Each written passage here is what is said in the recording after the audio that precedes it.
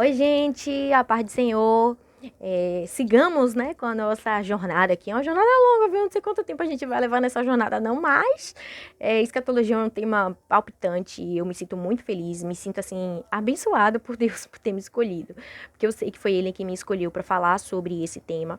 Eu sei que para algumas pessoas, né, menina, pelo amor de Deus, fique quieta, mas não me importo com isso, não. Tô aqui para fazer aquilo que o Senhor realmente colocou no meu coração. Ele fez nascer esse desejo, eu tô compartilhando com vocês. Não sou mais sabida do que ninguém, pelo amor de Deus, não é isso. Realmente foi algo que o Espírito Santo fez queimar no meu coração. E eu gostaria muito de compartilhar. E eu tô muito feliz por isso. Hoje a gente vai falar um pouquinho sobre como entender as profecias bíblicas, né? E depois eu vou falar um pouquinho das referências que eu tenho utilizado. Mas basicamente é como entender sobre as profecias bíblicas. E aí a primeira coisa que eu gostaria de deixar muito clara é que a Bíblia se explica. A Bíblia, ela explica a própria Bíblia. Coisas que a gente vai ler. Então, por exemplo, às vezes a gente vê assim, a figueira. Mas Deus, em algum momento antes, falou que a figueira era Israel. A videira. Fala a videira, não, não, não. Mas Deus, em algum momento, falou Israel, a videira e tal e tal. Então, assim, a própria Bíblia, ela traz elementos que ajudam a esclarecer passagens outras que, às vezes, a gente vê num livro profético ou vê num dos evangelhos. Então a Bíblia, ela se explica.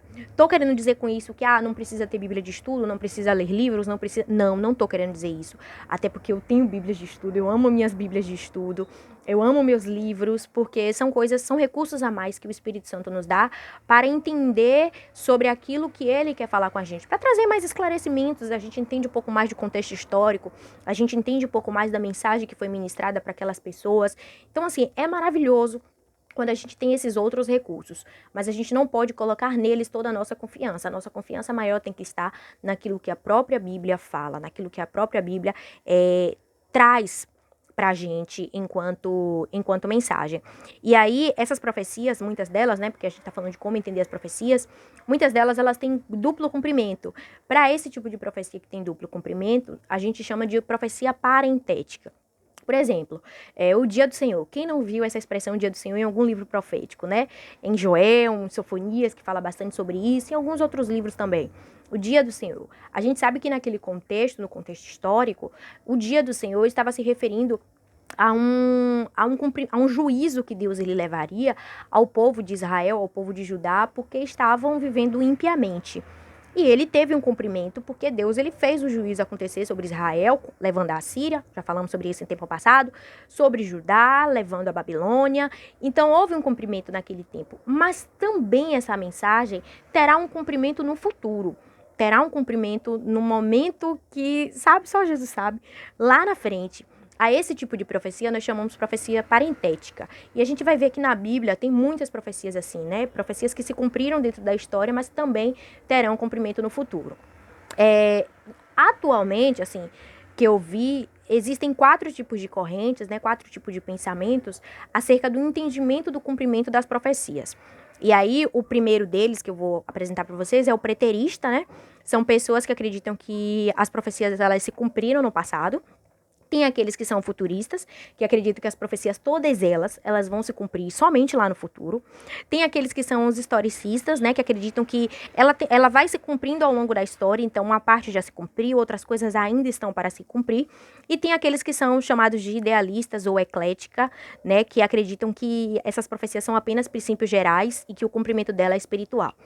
Eu, né, e aqui seguirei nessa linha da corrente historicista, em que creio que muitas profecias já se cumpriram na história, como eu falei do dia do Senhor, mas que também terá um cumprimento no futuro. Isso só para a gente ter uma ideia de que tem pessoas que pensam diferente da gente, e se você é alguma dessas pessoas que está aí, né, e pensa diferente, tudo bem. Vamos seguir, não queremos brigar, não queremos embate por conta disso, não. Eu estou aqui porque eu creio que eu estou fazendo a vontade de Deus, né, o querer dele. É ele quem comanda a minha vida, então tô apresentando todos os lados, de certa forma, e sempre dizendo qual é a linha que eu vou seguindo. Então a gente vai muito pela linha historicista. Muita coisa já se cumpriu, muita coisa vai se cumprir, e muitas delas são profecias parentéticas que se cumpriram, né? Que terão um duplo cumprimento, se cumpriram e ainda se cumprirão. E aí a outra coisa que eu gostaria de falar é sobre uma diferença entre um cumprimento literal e um cumprimento alegórico, né? Tem pessoas que acreditam que a Bíblia ela vai se cumprir toda literalmente, que aquelas profecias, né, a maioria dessas profecias, elas são literais, elas terão um cumprimento literal, e tem outras que acreditam que as profecias elas são cumprimentos alegóricos, são para como os idealistas, né? São princípios gerais, tem cumprimento espiritual, não necessariamente aquilo vai acontecer daquela forma. E aí, mais uma vez dizendo, eu sigo a linha do literal, eu acredito sim que essas profecias elas se cumprirão literalmente, e é aquela coisa, né, aquilo que a Bíblia deixa claro que é uma alegoria, uma parábola é uma parábola, entendeu? Não tá falando ali de literalidade, é uma parábola, é uma história, uma exemplificação de algo que acontece no mundo real. Tem muitas alusões que são feitas que são alegorias. Então, e que a Bíblia deixa muito claro que é alegoria. Mas a maioria e boa parte delas são cumprimentos literais. Se o que Isaías falou lá, né, assim como outros profetas, que nasceria um menino numa manjedoura e que depois ele seria morto e tudo mais, ficaria deformado, levaria nossas culpas. Ele falou sobre aquilo. Tinha pessoas que poderiam pensar assim, não, é uma alegoria, não necessariamente isso aí é real. Mas aconteceu, literalmente, do jeito que foi ministrado. Então, por que eu não vou acreditar que as outras profecias que estão ali vão acontecer literalmente? Então, a gente tem dois pensamentos, né? O literal ou o alegórico. E aí, isso aí é para ajudar a gente entender um pouquinho dessas profecias e para já dizer para vocês que eu vou seguindo aqui sempre a corrente literal, de historicista e tudo que a gente vai analisar daqui para frente vai ser muito com essa visão. E aí, eu agora vou apresentar para vocês um pouquinho dos meus referenciais, um pouquinho das minhas referências para além da Bíblia, para além da Bíblia.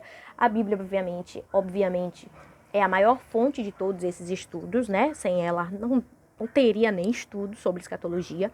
Mas uma grande referência para mim sobre escatologia, sobre o estudo de escatologia, é o pastor Edinaldo Carvalho. Ele tem um canal nesse YouTube, aqui no YouTube, assistam. Eu, assim, me senti muito impactada com os vídeos dele. Um homem de Deus, assim, cheio de Deus mesmo. Se você quer entender melhor aquilo que eu tô falando aqui, vá lá no canal dele, porque com certeza ele vai explicar muito melhor, né? E eu tenho aprendido muito com esse homem de Deus. E, assim, me sinto feliz porque tive a oportunidade, né? Porque Deus soprou, assim. E foi justamente através dele que eu iniciei os meus estudos. Eu comprei um livro, né? O livro dele, que é o Escatom. Tá vendo? Profecias e Fatos, Edinaldo Carvalho, um livro maravilhoso, que fala sobre escatologia, um livro assim, sabe, com a diagramação linda, fala sobre escatologia, e é uma das minhas fontes de estudo. Tem o livro Escatologia, Contagem Regressiva para o Reino Milenar, também que é do pastor Edinaldo Carvalho, um livro muito bom, tá vendo? Tem umas marcações aqui que eu vou fazendo, também tem sido uma base de estudo para mim. Através do pastor Edinaldo eu conheci o Manual de Escatologia, de John Pentecost. O nome dele aqui, eu não sei dizer o que é não, é difícil, é Pentecost, tá vendo o nome do Pentecost? Manual de Escatologia também, um livro assim, maravilhoso, e Deus falou muito ao meu coração através desse livro aqui. E para além disso, a gente teve no ano passado os jovens da minha igreja, né, os jovens e adolescentes, nós tivemos um privilégio maravilhoso de estudar Escatologia, uma revista da editora Cristã Evangélica, que fala sobre anjos e escatologia, angiologia e escatologia, né, os dois assuntos juntos. Então, em muitos momentos eu recorro a ela aqui para poder, né, dar umas pescadinhas a um livro. E tudo isso acompanhado do meu caderninho de anotações, os vídeos do pastor Edinaldo, os livros que eu fui lendo, eu fui sempre escrevendo, né, aquilo que eu estava aprendendo. E aí fica essa dica para você, vá anotando, vá escrevendo aquilo que você for aprendendo, porque vai fixando na sua memória e fica também de lembrança aí para quem ficar no futuro, enfim. Mas é isso que eu queria falar para vocês hoje nesse vídeo, e que Deus abençoe vocês. No próximo vídeo teremos mais sobre escatologia. Deus abençoe.